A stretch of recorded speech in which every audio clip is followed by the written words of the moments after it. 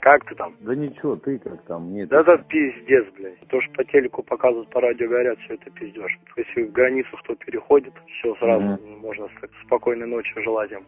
Также другие частные компании тут присутствуют. Были 20 километров от Киева, уже почти на подходе. В итоге сейчас сказали, вы будете стоять между салом и картошкой. А там фиг его знает. Может, уже сейчас обратно потихоньку отъезжаем. У нас там в роте 2-3 человека уже все спят спокойно. Нихуя себе. И вот со второго бета трое спят и 13 тяжелым. Типа ногу почти там нормально так оторвало. На поле отрезали до конца ее. Их собирают, везут сначала где картошка. Там немного подлечивают и потом отправляют уже домой. А самое главное домой вернуться. Ну, там сейчас обещают 52 бакса в день и плюс дойдут и ветеранку. Но она того не стоит, уже домой съебаться, блин. Хоть броню намутила. А тут тип уебывал, ему, короче, пизда стала и у него все забрал. А он что, убежал домой? Ну, не успел добежать до дома. Ебать его. Сейчас связь наладили, устанавливаем полный осмотр, забираем нахуй телефон и всю хуйню. У нас тут пацаны, ебать, с 13-ми ходят. Короче, мутим потихоньку.